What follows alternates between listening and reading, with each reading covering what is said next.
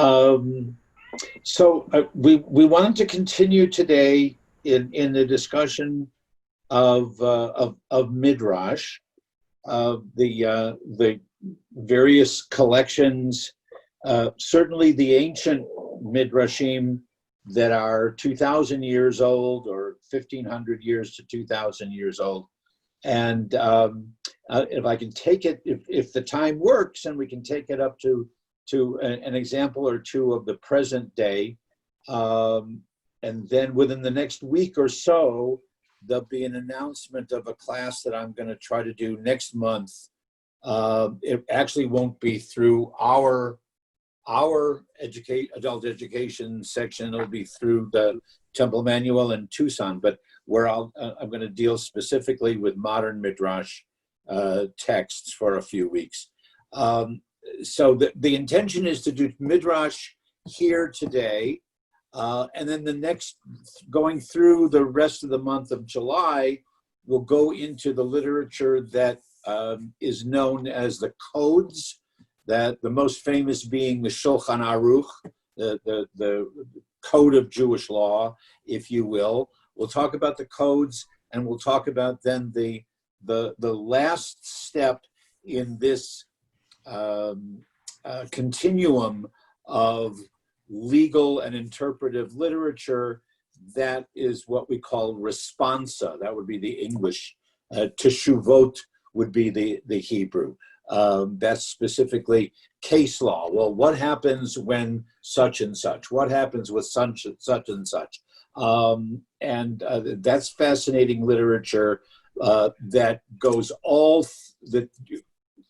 in order to be a scholar of the responsa literature, you have to know everything that has come previous, which used to be by collecting, having huge numbers of volumes in your library, and taking hours and hours and hours to find the particular reference, be it in the Torah or the Tanakh, or be it in the Talmud or the Midrash, or be it in the Shulchan Aruch, or, and I'm not making a mistake when I say this, Aruch HaShulchan, which is a commentary on the Shulchan Aruch, or on the Baal HaTurim, or any of these other different kinds of bodies of literature that I say that would take up an entire library. Today, all you have to do is go onto a website. You can go onto the website of Bar-Ilan University, or you can go onto a website that's called Sefaria, based on the Sefer, and put in the question just like Google, and put in the particular question of Jewish interpretation, or where does this quote come from? Where does this tradition come from? Where does this custom come from? And boom, the information is all digitalized and available for you now, so everyone can be a scholar in the same level as the rabbis of old. But let's go back to the midrash, that collection and that style, if you will, and the phrase with which I want to remind you that we were concluding last time, but we'll begin this time, is a reminder that when the rabbis of old, when they encountered a problem in the Torah text, and we're talking mostly Torah, but there are some examples from other parts of the biblical literature, when they encountered a problem with a particular word, when they encountered what seemed to be a contradiction, when they encountered what seemed to be an anachronism of something that was out of context, out of historical context. Yes, there were commentators like Rashi and others like him who would try to give us a definition, or they would try to explain, well, the word when it's used here means this, but when it was used in a different book of the Torah or of the Bible, it meant something else. And how can we resolve that? The rabbis of the of the Midrash, as I said last time, their goal was not to explain the problem. Their goal was to use the fact that there's an apparent problem and saw it as an opportunity to teach. So I suggested that when you look at the Midrashic literature, look at it almost like as a curriculum, okay, or as a syllabus. This is the way that we can understand. This is what we can glean from the sacred literature, rather than trying to define or explain or resolve what might be a particular conflict. So kind of keep that in the back of your mind, that we're looking for opportunities of what can we learn, how can this material, how can the sacred literature, how can it speak to us? How can it guide us? How can it help us be better human beings, better men, women, better husbands and wives, better teachers, better parents, better Jews? That was their goal, if you will. So let me give you several examples that we can approach from different points of view. And like I said, even though it's the 17th of Tammuz, you have permission to chuckle a little bit or smile a little bit if you need to. One of the most famous of these difficulties, and I know that the Torah study people several months ago we're confronting this, and we just talked about it for a couple of minutes, is if you do have a Bible or a Torah next to you, you can look up, but it's a phrase that everyone remembers. It's Genesis chapter 1, verse 26. In Hebrew is Na'aseh Adam B'Tsalmeinu Kidmutenu. God says, let us create man, Adam, let us create Adam, Homo sapiens, if you will, in our image according to our likeness. The obvious question when you see the text is, why is the verb in the plural sense grammatically?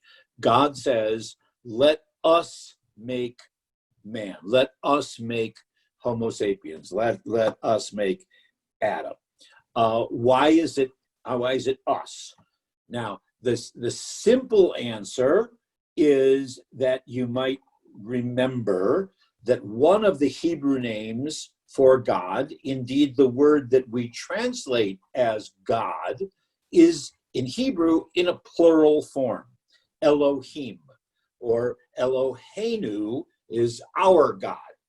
But we translate it in a singular way, but the word is in the plural, like mayim, water, or there are others that we could think of that in Hebrew especially, actually in the construct, are in the plural.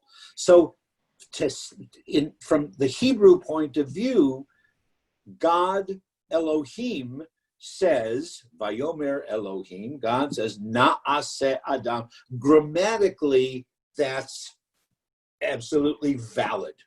Elohim is in the plural form, and therefore God could say we.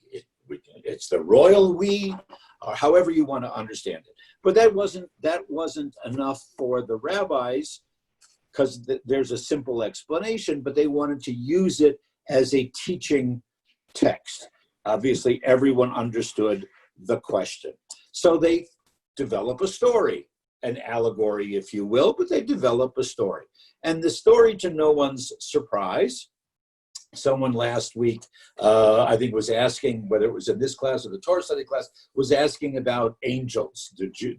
Does Judaism believe in angels? Do we have angels? Well, here's a perfect example of the literature that includes angels. The angels divided themselves. This is according to the Midrash, the legend that develops around this question of who was God talking to. If God said, let us make man in our image, who's God talking to? Who's the us, right? So in one of the Midrashim, of which there are many, the angels divide themselves into what are called kitot, and kitot in Hebrew means opposing. The Hebrew word kita is a class or a classroom. Which grade level are you in? But in modern Hebrew, but kitot here means that they had opposing views, schools of thought, and the scenario that they set up is that the angels argue with each other in God's presence.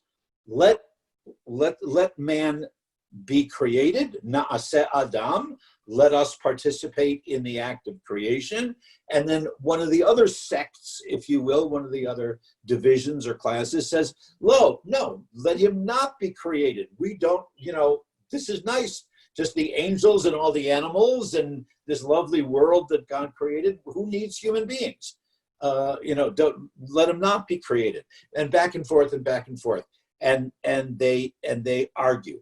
But each of the angels in this particular midrash, each of the angels, and you can see that there was probably influence from Greek philosophy at this time. Each of the angels represented what we would call today the values or the attributes of, whether it's of God or of the deity, divinity, and whatever. So, and the Greeks would have the same thing. There's a personification of the ideal of truth, or a personification of the ideal of righteousness, or of peace, or of love, or of mercy, whatever it might be. In the Midrashic literature, they represent these angels. So the attribute of mercy, for example, says, yes, we should create, we should participate, we should give man, Adam, human beings, we should give them some of our characteristic of mercy, so that human beings will be merciful one towards another. But on the opposite side of the coin, the angel that represents the ideal of truth says, no, we don't want human beings to be created, because they will lie to each other. They'll use falsehood. They won't be truthful. Next one to pipe up is righteousness. Tzedakah, if you remember the Hebrew, righteousness. Yes, human beings have the potential to do good deeds and to help each other and to reach out to each other. And on the other hand, then peace, the angel of peace, says, no, human beings will only be filled with war and strife, and back and forth and back and forth. And they're arguing and they're arguing. And then in the story, and that's what this is, God picks up the angel of truth and flings him to the ground, flings the angel to the ground. Okay? And the other, to stop the argument. And the other angels all cried, Gewalt, Ribono Shel Olam, Master of the universe, don't disgrace truth in front of all the rest of us just for expressing his or her, whatever the angels are, his or her own opinion, and whatever. At which one of the rabbis, all of a sudden, there's a, don't worry about the how this fits in, but all of a sudden there's a rabbi's voice who jumps into the conversation, Rav Huna, and who explains that while the angels are arguing with each other and reaching out to truth, are you okay? Are you okay? Are you okay? God went ahead and created Adam. Or depending on which story you're looking at, God went ahead and created Adam and Eve. Okay? And then looked at all the angels and said, you know what? Gunug, Dayenu, enough. Stop your arguing. I've already created them. Adam and Eve are already created. Stop your arguing. It's a fait accompli. It's a done deal. So they tell that kind of a story and try to get a teaching lesson out of it, rather than worrying about, well, why is it in the plural or not? I mean, we can look at our linguistic linguistic scholarship and try to figure that out. But that was not the concern. Their concern was to find an opportunity to teach some kind of a lesson. Lesson in this case being that God listened to all of the attributes that the angels represented and said, we can create human beings and give human beings, since each of you are talking about the best of the attributes that we should give them, we can implant them with them. It leads to in a different generation a little bit later on, our dear friends Hillel and Shammai. Hillel and Shammai have a debate, as they usually did, but in love and respect. They have a debate on, would it have been better if mankind, Adam and Eve, had never been created? In other words, if the angels in the debate had convinced God not to create human beings, would that have been better? And Hillel and Shammai actually agree that yes, it would have been better if Adam and Eve, if human beings, if we had never been created. But then Hillel goes on one extra step and said, but since we have been created, since human beings are created, and we're created in the image of God, according to the Torah, then we should search, the phrase is, we should search our ways to make sure that all of these ideals that represented the angels, that all of these ideals are indeed evident in our lives. So it would have been better if human beings hadn't been created, but since we were, now it's our duty to be in God's image and to search our ways so that we live our lives in that way. So that's one example. Another example, last week we said that the Cecil B. DeMille movie, The Ten Commandments, was indeed one long midrash. And that's because the Cecil B. DeMille movie is not so much based on the Torah in and of itself, but it's based on another, as it were, rewriting of the Torah, which you and I know, as have Jews for hundreds, if not more than 1,000 years, you and I know it as the Haggadah Shel Pesach, the Haggadah that we read on Passover, which, we celebrated on Zoom. We didn't necessarily celebrate it around our big Seder table this year. But if you remember, either from this year or from past years, that once we get past in our sitting down at the Seder meal, once we get past identifying all the different symbols and the food and this and that, and holding up the matzah, halach ma'anya, this is the bread of affliction, which our forefathers ate.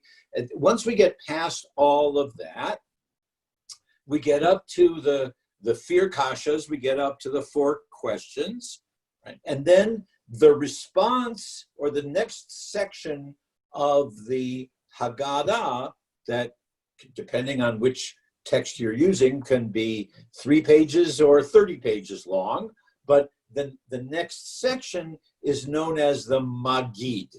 Magid is telling the story. That's where the word Haggadah comes from. Right after the 4 questions, we begin the Magid, begin telling the story. Arami Oved Avi, my father was a wandering Aramean, and he went down into Egypt and sojourned there in meager numbers, but he became a great and populous nation, and on and on and on and on and on and on. And incidentally, that's a formula, a verbal formula. I call it the Pledge of Allegiance of the Jewish people. We'll recite it, we'll encounter it in a few weeks in the Torah. in the book of Deuteronomy. And everyone for thousands of years, every Jew knew that quotation by heart. That was like, I pledge allegiance to the flag of the United States of America, or if you're Canadian, if you're from some other country, you have your Pledge of Allegiance. So the Arameo Vedavi, the beginning of the Magid section of the Haggadah, which comes from the book of Deuteronomy, everyone knew that by heart. But then they immediately, the editors of the Haggadah, immediately interrupt it.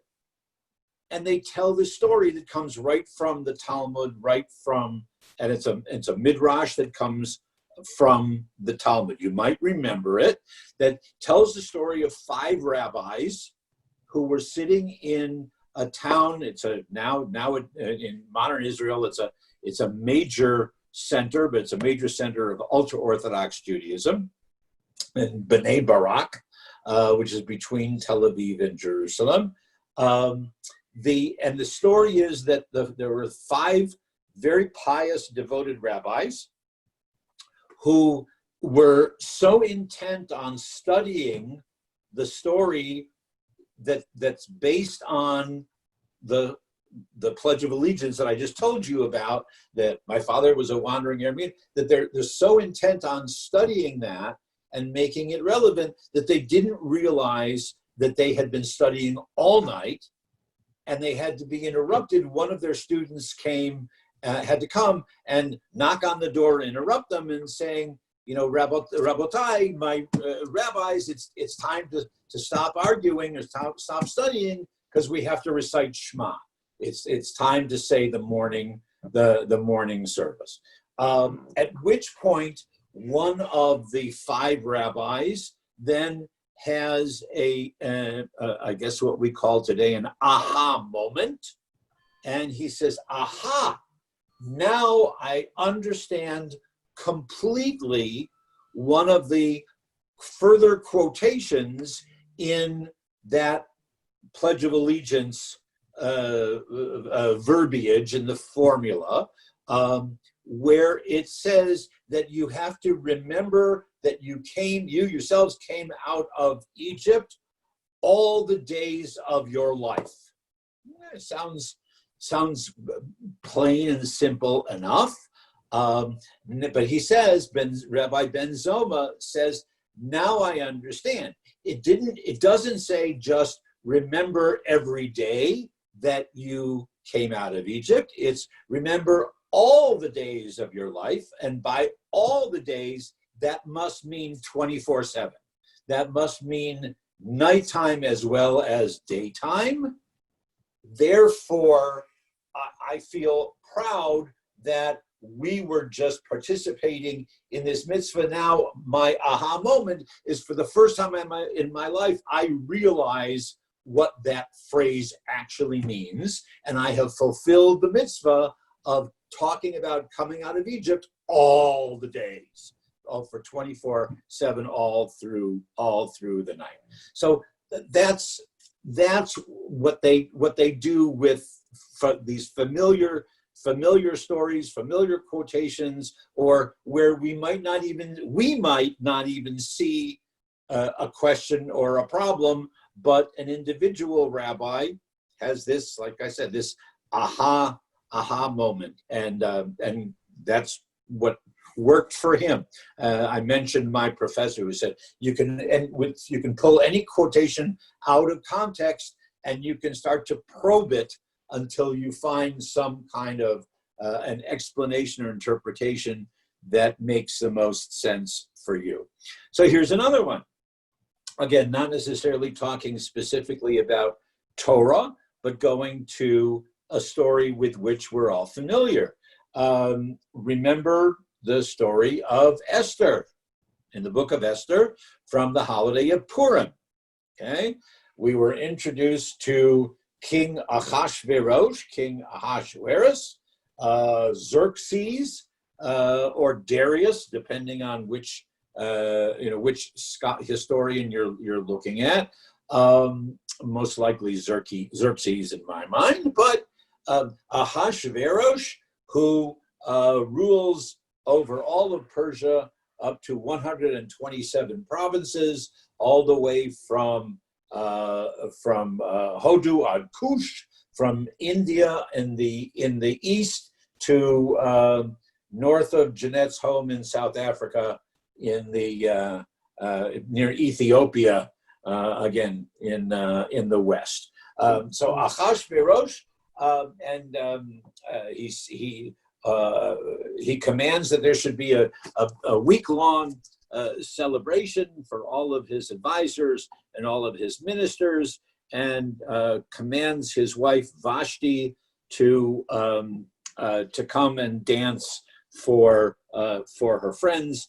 And as we know, she says no. It's the first one. Well, it's not the first. It's the first example of women's lib, and she says no. I'm not going to come and dance for you. There are questions of whether she was supposed to be dressed or undressed. She's been commanded to come and show off the royal beauty. So I'll let you decide how you want to understand that. That's not necessarily of concern for the rabbis, but they do tell the following story, because there had to be a plan. Now, one of the strange things, it's not strange for the rabbis, but it's strange for us to point out, is that God's name, in case you didn't know this, God's name is not mentioned in the story of Esther at all. Okay, God's name, God's appearance, God's participation is only inferred, and we are to intimate and we are to somehow look for God's role in the story, however we wish it. So, how did the rabbis of the Mishnah? I keep on saying Mishnah. I'm sorry, I apologize. In the Midrash, how did the rabbis of the Midrash see God's presence in the story, or defend the fact that there is not an overt, explicit reference to God? They come up with this one. We've spoken again before. We talked a little bit about the angels, and I remember someone had asked me about the names of some of the angels, one of them being Gabriel, okay, Gavriel in Hebrew. He's the strong one. He's the hero, as it were, is Gabriel. But Gabriel had kind of in the rabbinic literature, Gabriel has kind of a prankster. Let's see, who do we relate him to? I don't know. Is he Eddie Haskell, or is he Henry Winkler or something? He kind of has a little bit of a fun side to him, and a little bit of a troublemaker. Well, Gabriel knew that God's plan was to have Esther become queen, right? So that she would participate in what would become a miracle and save the Jewish people, right? So Gabriel knew this. Not sure how he knew it, conversation with God or whatever, but according to this interpretation, Gabriel knew this was going to be coming, right? And so Gabriel, in one of his little tricks,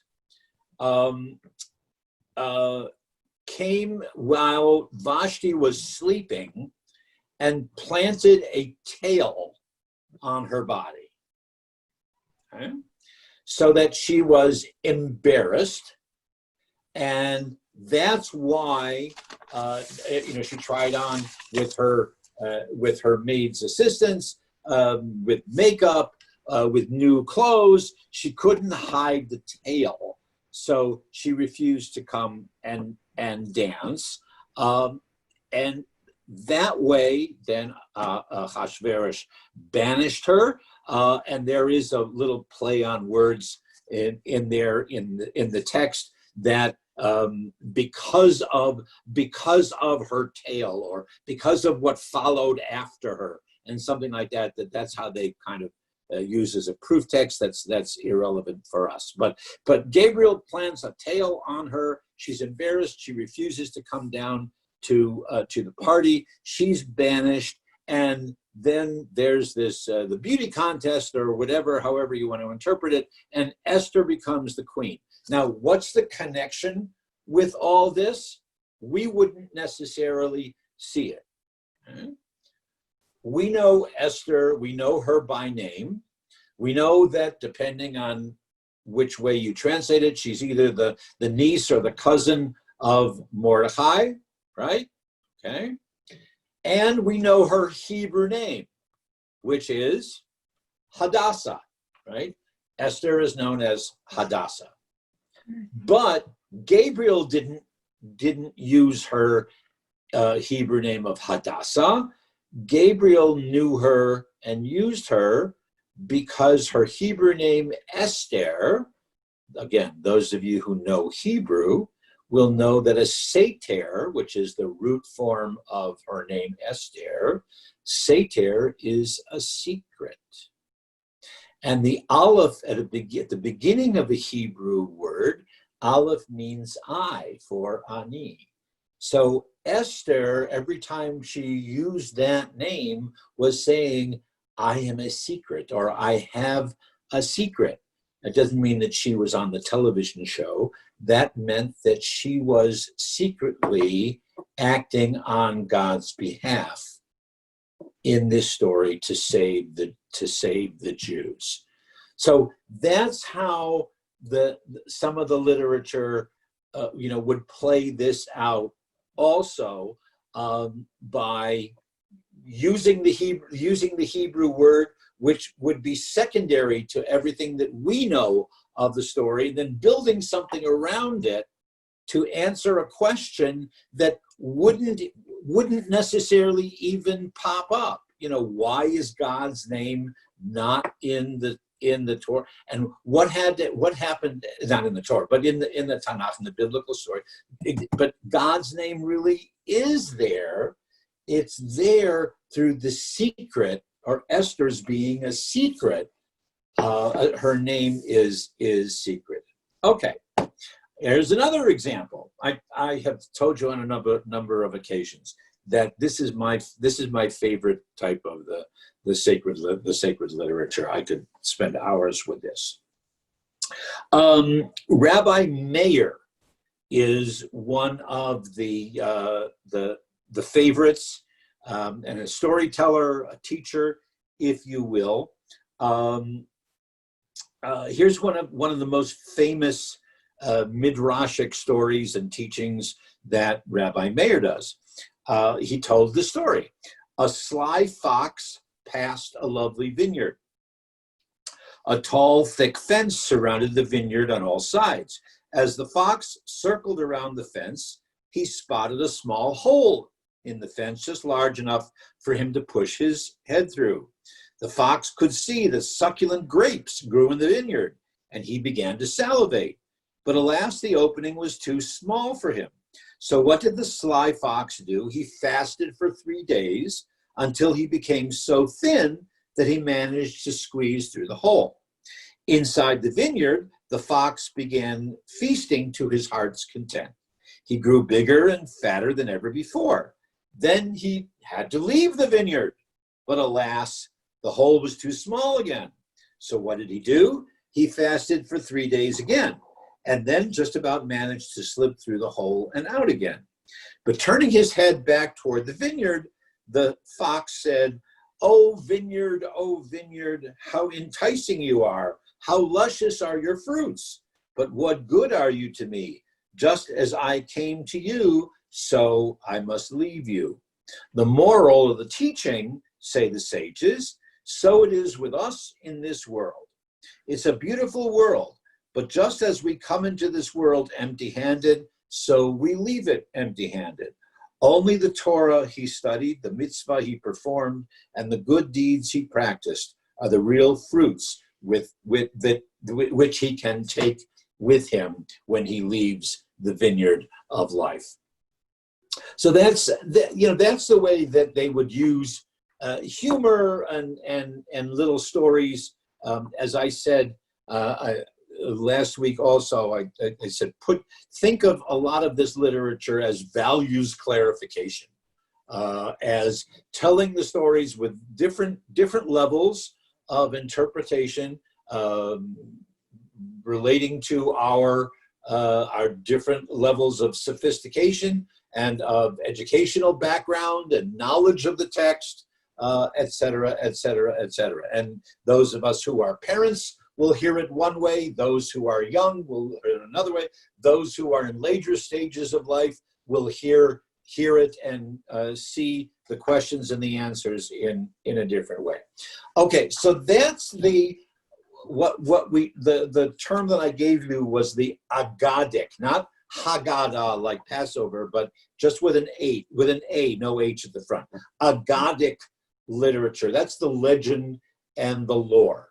There are also the examples of the midrash that I put into the category of what we call homiletics. For better or for worse, that's the sermon. And I don't necessarily mean the sermon that the rabbi or the minister might be giving on a Friday night, Saturday morning, or Sunday morning in the contemporary world necessarily, but certainly ages ago, there was a very, very strict pattern of what a sermon would look like.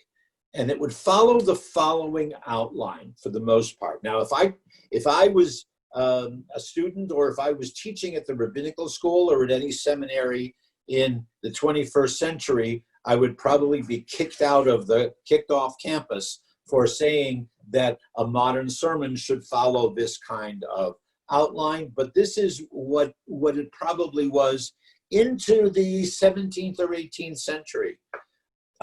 First, you would present the particular text. You would start with the particular text, and we don't necessarily see it at synagogues that much, but I know in many churches, when you walk into services on a Sunday morning, for example, and they give you a little handout, and that will include today's text is, and that will be the text that is referred to a number of times. There may be a scriptural reading that would amplify the text, and then the homily, the sermon, would be an explanation of that particular. Today's text would be. So that's where this starts. The text that we're going to comment on, then the moral lesson that is to be derived would be identified for the first time. Then there would be illustrations and other proof texts to prove or to validate the teaching that the rabbi or the preacher is trying to give. Then you return again, you tell them, first you tell them what you're going to tell them, then you tell them what you told them, is the reasoning. So then you come back and restate the moral lesson for a second time, and then close with, and that's what this text means. And then, you would repeat the text one further time. So here's an example of that kind of midrash, the homiletic midrash. And this one might resonate to any of you who not only have been to Israel, but if when you went to Israel, you participated physically yourself in the mitzvah, the commandment, and the life sanctifying act of planting a tree. Okay. Now, many of us may have done that. Some of you may only know of the tradition. It is a mitzvah. It's one of the 613 commandments, and because it says in the book of Leviticus, guess where? In my Torah portion, my Bar Mitzvah Torah portion, the favorite portion in Kedoshim. It's chapter 19, verse 23. When you come into the land, you shall plant all manner of trees for food. Okay? So that's one of the 613 mitzvot, commandments in the Torah, and that's part of the ceremony. If you go to Israel and plant a tree, this little ceremony gives that particular quote. Okay. Now, the homiletic midrash that I want to share with you is credited to Rabbi Judah, the son of Simon. It comes from the collection known as Leviticus Rabbah. Rabbah is a play on words. Rabbah can mean great. It also can be, bless you, Gail, with the sneeze. Okay. It also can mean a sense of teaching. So teaching of Leviticus, or the great Leviticus midrash, if you will. Okay. So the proof text, or the text for the sermon, that is an explanation about when you come into the land you must plant. Okay? They follow it this way. Judah ben Simon, Judah the son of Simon, his text for his sermon is that he quotes Deuteronomy, and again, as Steve Marin points out every week, there's no past, present, or future in studying a biblical text. So even though one text may come from the book of Leviticus, another text may come from the book of Deuteronomy, and then we're going to prove it by something that Moses said back before we left Egypt. And there's no past, present, or future. Okay. So the proof text for Rabbi Judah's sermon says, it's Deuteronomy 13, verse 5, Acharei Adonai Elohechem telechu. You shall walk after the Lord your God. Okay? As opposed to before the Lord your God. But this one specifically says after. After the Lord your God shall you walk. Okay? And Judah ben Simon, what does that mean? What does it mean to walk after? And what does it mean to walk? Does it mean to be walking literally? Does it mean to be following? And after, does it mean that we're supposed to, like some animals and some species will walk behind their parents? And at some time, I don't know if you had the experience, but many people do, of trying to imitate or walk this way, walk like me. What is that? So what is it supposed to mean? After the Lord your God shall you walk. What does that mean?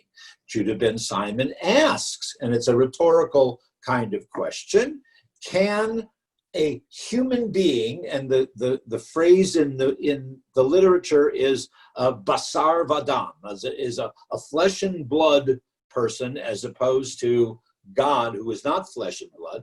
Can a flesh and blood person walk in the same way as God? Question mark. Well, before we answer it, we need to say, well, how does God walk? Well, we have to look in the book of Psalms. And again, we can do this today by, punching, Lenny can do it on his new laptop computer. We can do this by punching the right kind of inputting into a computer, into some kind of a search mode. But thousands of years ago, they had to know all the literature by heart. So, and this Rabbi Judah knew, or he did a quick search for it and found in the book of Psalms. Now, wait a minute. We've gone from Leviticus to Deuteronomy, and from Deuteronomy to Psalms now. Again, there's no past, present, or future. He can go to the book of Psalms, Psalm 77, where it says, your walk or your way is in the sea, your path in the great water, your footsteps are not knowable. Now I have an answer. God can walk through the sea, God walks in the great water, but God's footsteps are not knowable. Therefore, what does it mean now to say that we must walk after God? To walk after must mean to do what God did in the same order, in the same pattern. And since at first, the first things that God did, right? The first things that God did at the beginning of creation, well, if we're going to quote now creation, we have to go back to the book of Genesis. So now we started in Leviticus, we went to Deuteronomy, then we went to the book of Psalms. Now we're going back to chapter 2 of Genesis. What was the order that God planted things, God created things? And it says God planted a garden at first in Eden. All right. Now, some of the temple, any biblical students, any Torah study students might say, wait a minute, something doesn't sound right. Okay. And if you look at Genesis 2, chapter 2, verse 8, you might see a different translation. Not that God planted a garden at first in Eden, but you might see the translation, God planted a garden east of Eden.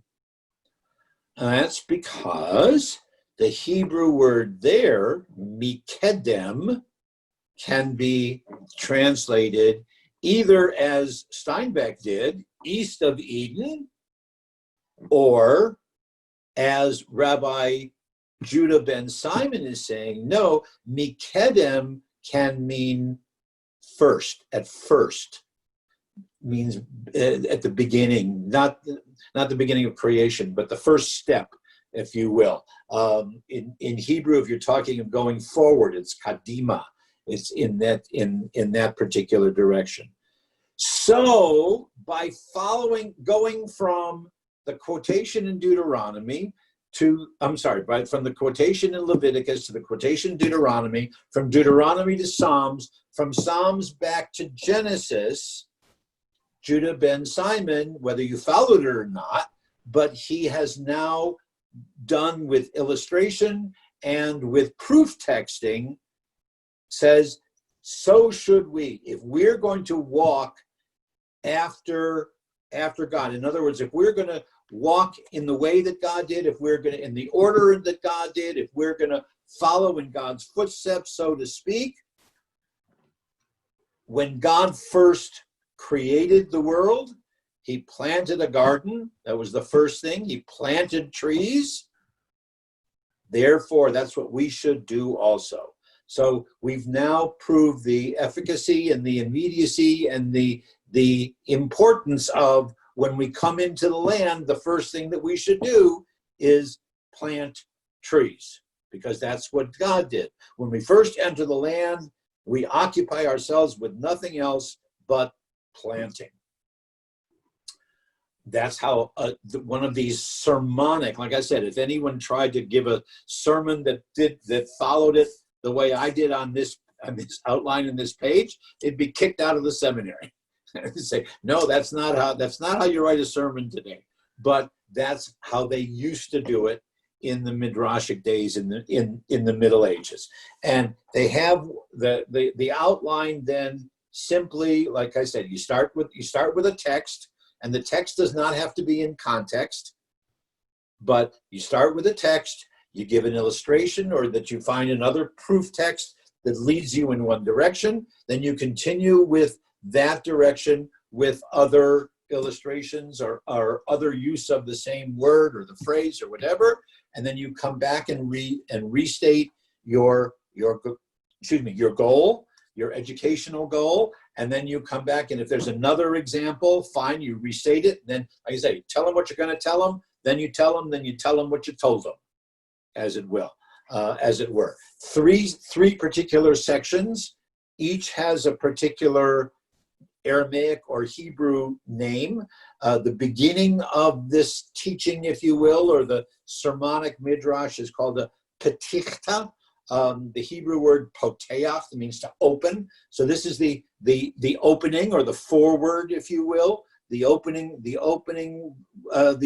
verse. Then the gufa, you might know the Hebrew word guf, which is the body or the main part of the text and of the story of the sermon. And then you may also know the word siyum. The siyum is the conclusion. and the repetition, and what have we learned? Does everybody understand? And now we can go on. It's usually with a hopeful message of consolation and conclusion, and then depending on the time frame and the generation in which they found themselves, they're frequently this conclusion, the siyum, also included some kind of a reference to the coming of the Messiah. Mashiach gekommen, when the Messiah is going to come. Okay, I've got about 15 minutes left. I wanted to give you one or two more examples of classical midrashic interpretation, and then one or two examples of modern midrashic interpretation, if you will. So I refer, you can't necessarily, but you can see it now if I hold it up. This is this book that Steve Mirren and I were talking about. This is the Bialik and Rudnitsky collection that follows through and is categorized. Chaim Nachman Bialik and Avram Rudnitsky edited out a lot of the midrashim and put them in chronological order according to the stories of the Torah, and then goes all the way then through the rest of the Tanakh, the rest of the Bible, and then continuing through then he does it by topics. So like the world and all that it holds, talking about various types of species, various types of animals, all these different examples in the midrashic literature of honor, examples of honor of sins, of matters between husband and wife, care of the body, etc. And it's a huge volume, and it's a great resource. And somebody, maybe it was Gail, somebody said that we have a copy of this in the library at the temple. So okay, so here are some examples of the typical kind of midrash that if you do hear the phrase, whether it's me, whether it's another rabbi or someone saying, and the midrash has a lovely story about, or a lovely interpretation about so-and-so or such and such, or this person or this time or this episode, this experience, this is the kind of thing that you would see. So let me share just a couple of these. This is in the section that talks about right where we are, actually coincidentally, it's not coincidentally, it was intentional on my part, but that's besides the point. Right where we are in the reading of the Torah, we're near the end of the 40 years of wandering in the desert, 40 years in the wilderness. We're going to, that will be the portion next week, actually. This actually occurs right near the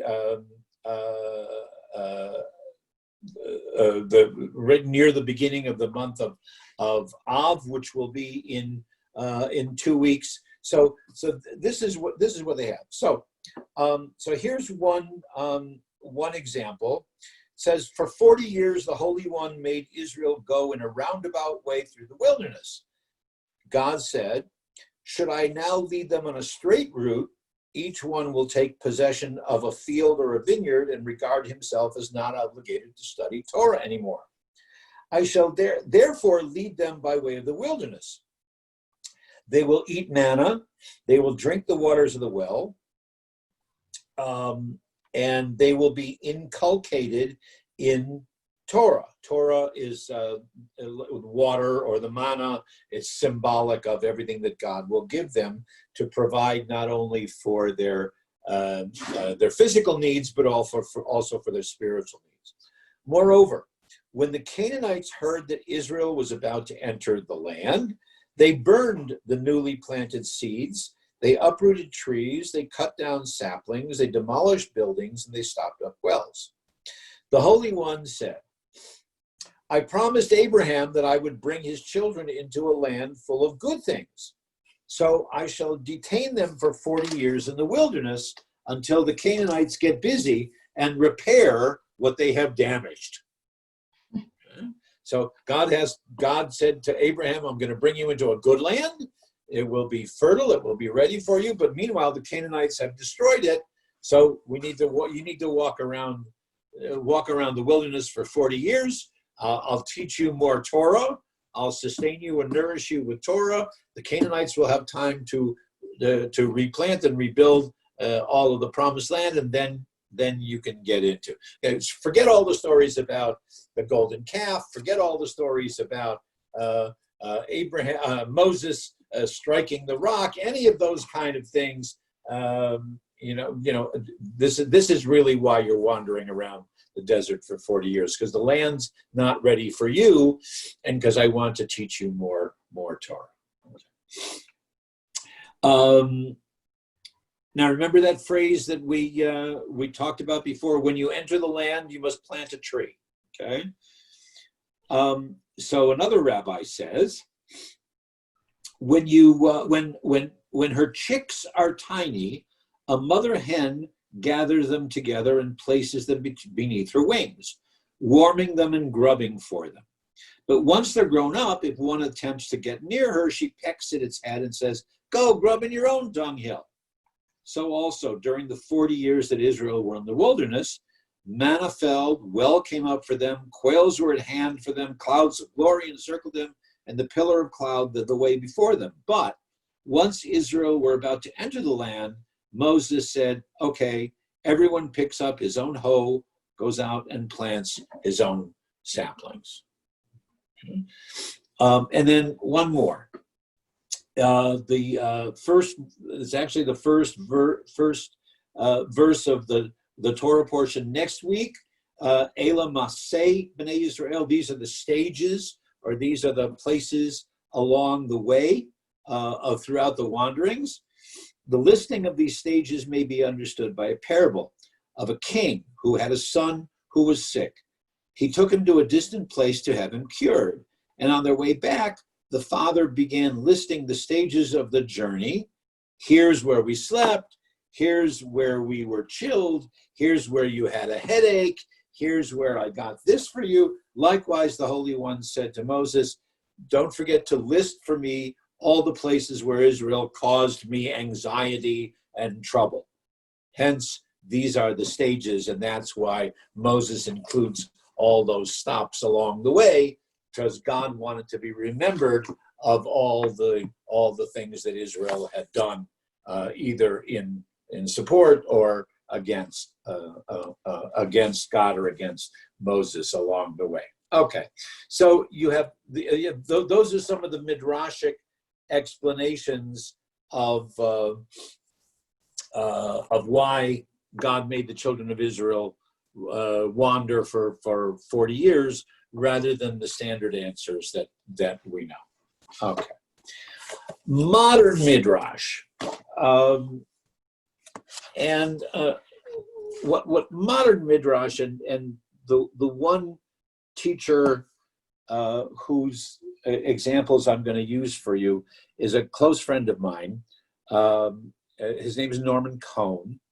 He recently retired as a teacher of midrash at the Hebrew Union College in New York. He also served as provost, as dean of the rabbinic school for a while.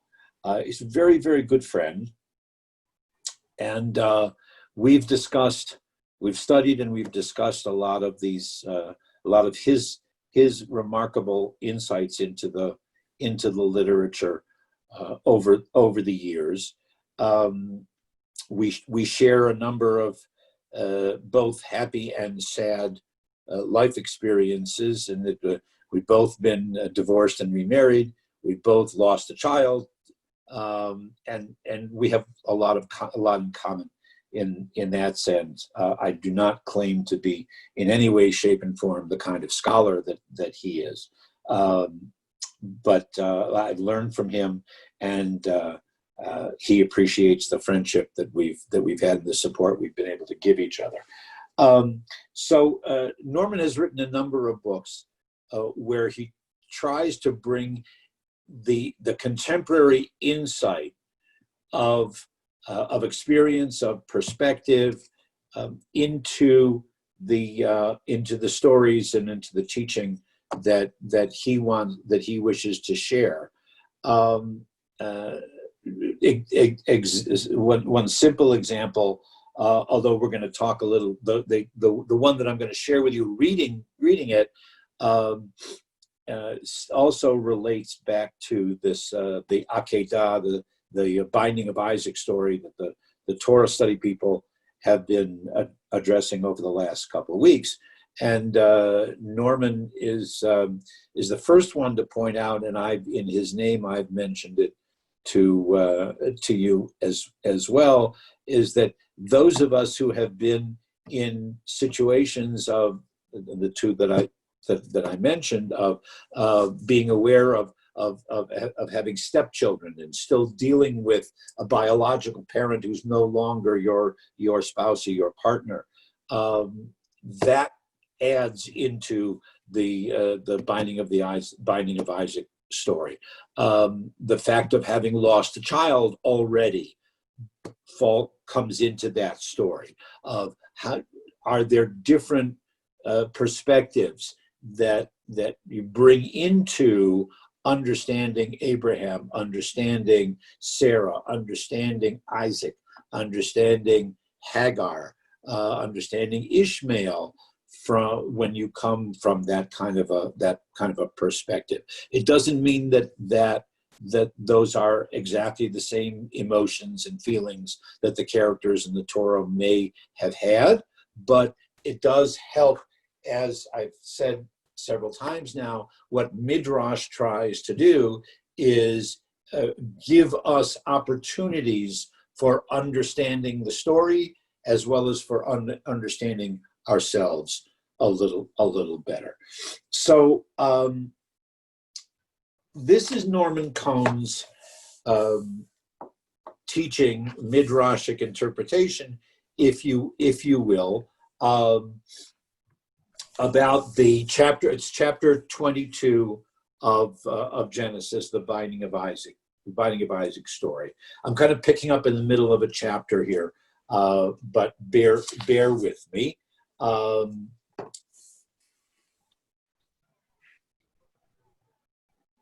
So it came to pass after these things that God put Abraham to the test. That's the way that chapter 22 of Genesis usually begins in the translation.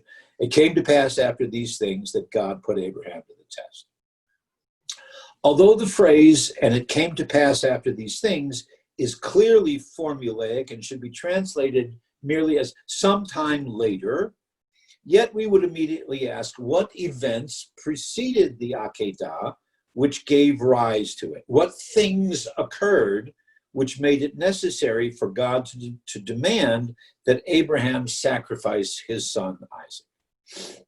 The rabbis believed, and here's where Norman is quoting or paraphrasing a traditional midrash from Bereshit Rabbah.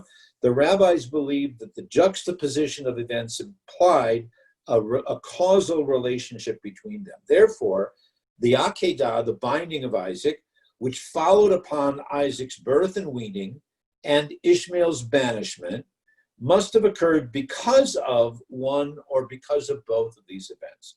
Perhaps, as they argue, the sacrifice of Isaac was necessary because of Abraham's misgivings about the depth of his faith. Having just celebrated the birth and weaning of Isaac with a gala feast, Abraham is pictured as feeling unworthy of this gift and unappreciative of God's benevolence. Accordingly, it was because of these feelings that God had to test Abraham. Both God and Abraham had to know if he could sacrifice the object of his greatest love, the child who would bear his legacy, Isaac. The rabbis are right. Although Abraham had succeeded in passing every test that God placed upon him, including the banishment of Hagar and Ishmael, In each case, God had guaranteed a good outcome in one way or another. But could Abraham sacrifice Isaac, the very guarantor of his future? Would Abraham be willing to sacrifice the promised greatness for his progeny?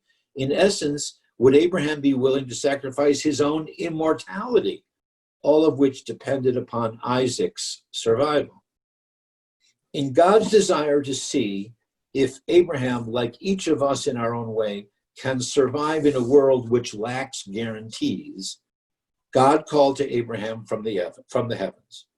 Upon hearing God's call, Abraham responded with the word, and some of you know this. As you get to know me better, you'll hear it more frequently. The word Hineni, affirming his willingness to do whatever God would ask of him. Hineni basically means, here I am. I am here. Abraham did not wait for God to spell out the task, nor did he ask at that point for any guarantees. That's exactly what the term Hineni signifies. Being ready to respond within the context of relationship, regardless of the nature of the request. Hineni can teach us about the very essence of our relationships, not only with God, but with other human beings. Abraham himself uses the term Hineni to respond to Isaac's petition as they begin to ascend the mountain, traveling for 3 days. Abraham responds to his son, just as he responded to God. Hineni, I am here for you. When we respond to those we love, our parents, our spouses, our children, it's tantamount to responding to the highest call. It really does not matter what the request is to which we must respond. In Abraham's case, there's little he can do for Isaac, other than simply reassuring him through his presence. Perhaps that's all he really needed. And Norman goes on and on and on, talks about relationship with him and his father. In Abraham's case, God, or perhaps Abraham himself, needed to know if he was ready to respond to God without any sense of what was being asked of him, without any guarantee that it would go well for him and his family. The difficulty and the suspense of the test is clearly emphasized in the possible conversation which took place due to God's vague instructions to Abraham. So again, those of you who have been involved in the study in the last couple of weeks, there's this imagined dialogue. God said, take your son. Abraham says, well, which son? God says, your only son. But each is the only son of his own mother, Abraham responded. God added, whom you love. Abraham said, is there a limit to my affections? And God finally said, I'm talking about Isaac. The interchange shows how the importance of the test is enhanced by a degree of uncertainty implicit in God's words. It's not clear to Abraham which son is the object of God's command. For that matter, he loves both of them. There's no distinction here between Ishmael and Isaac. Furthermore, the measure of ambiguity and uncertainty is extended to God's instructions. Go to the land of Moriah, offer him there as a burnt offering on one of the mountains, which I will point out to you. The fact that God does not reveal to Abraham his ultimate destination underscores God's desire to see whether Abraham can act without having any certainty as to where he's going and what the outcome of the journey will be. Perhaps certainty and direction can only come once we have dared to begin our journey. So that's the way that modern Midrash, or what I'm calling modern Midrash, will take, trying to blend together the ancient word, using some of the insights that the classical rabbis have given, and adding a layer onto the story, as it were, to begin with, and now also bringing it into our own lives. Today, 21st century, our questions, our concerns, our journey, if you will.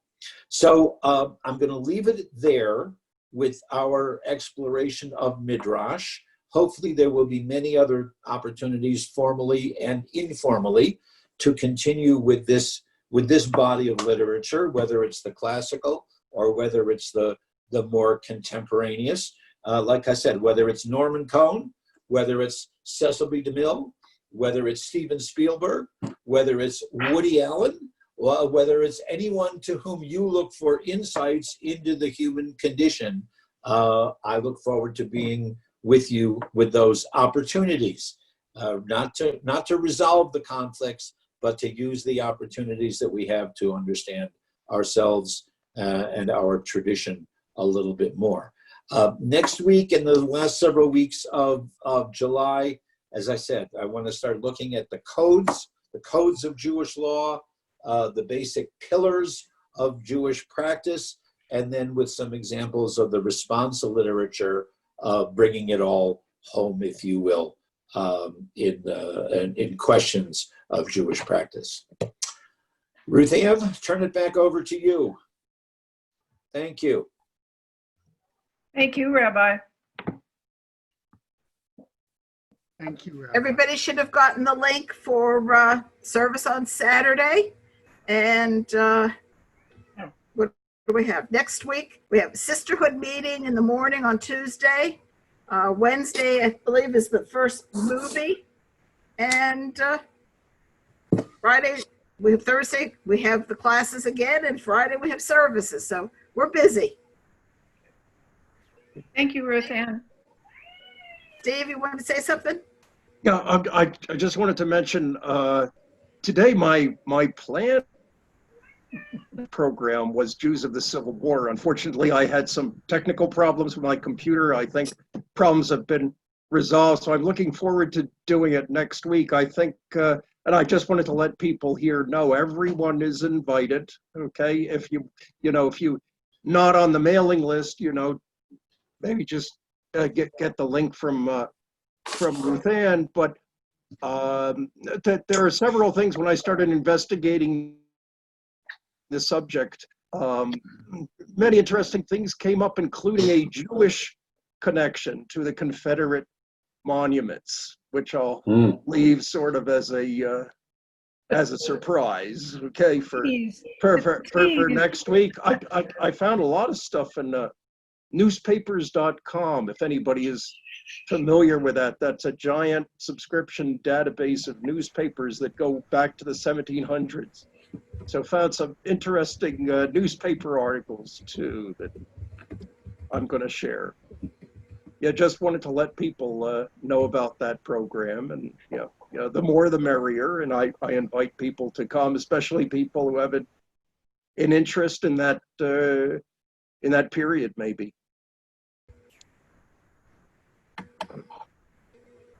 Otherwise, nothing else from me. That's at 10 o'clock on Thursday. 10 o'clock on Thursday, yep. Thanks very much.